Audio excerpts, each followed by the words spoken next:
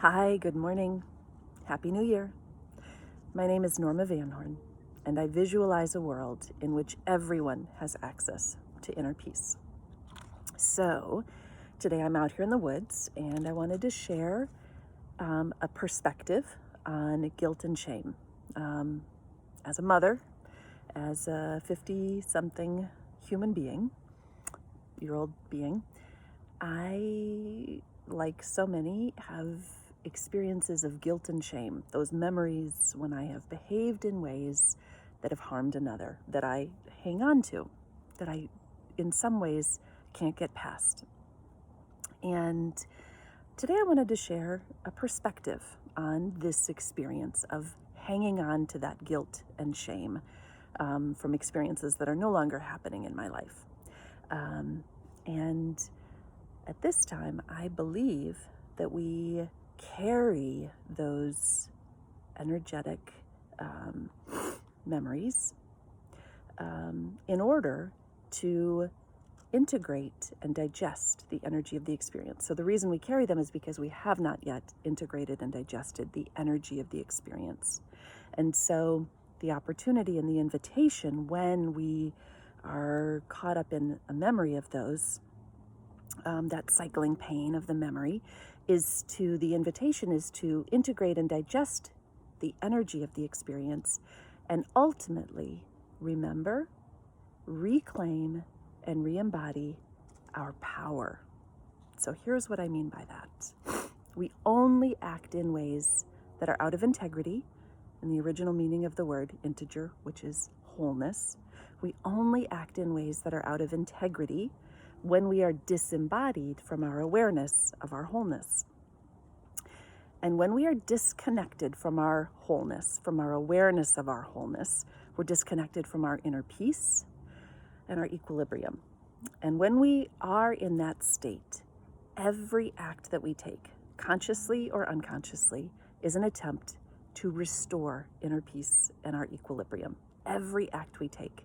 And so we've left the building, we're disembodied, disconnected, and so every act we take is an attempt to restore that wholeness and that awareness of our wholeness. And so our painful acts were nothing more than an attempt to discharge that painful cycling energy, the pain of being disconnected from our wholeness, and in order to restore our inner peace and our equilibrium. The only problem is that we looked to restore that through external means. And so we went externally. We either discharged the pain unconsciously, or we seek to control or harm or force or have an agenda for someone on the outside, someone or something on the outside. So we looked externally instead of internally. And that's how our culture deals with pain. We haven't done anything wrong there. We just haven't done anything particularly constructive. So our well-being, our inner peace, our equilibrium, and our wholeness can only ever be found internally.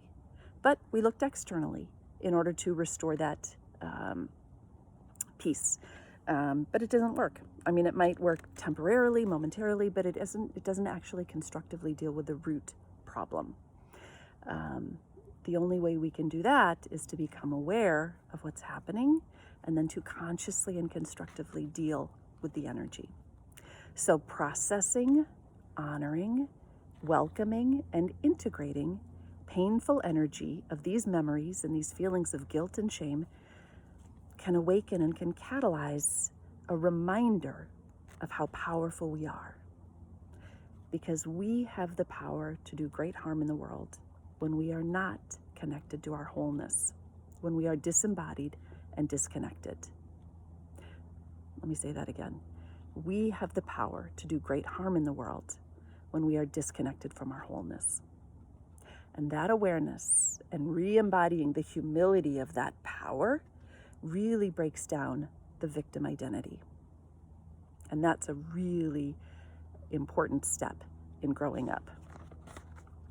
So over time, through this practice, and the restoring of our wholeness and the breaking down of that identity, the victim identity, can really provide the motivation to never act from a state of disembodied and disembodiment ever again.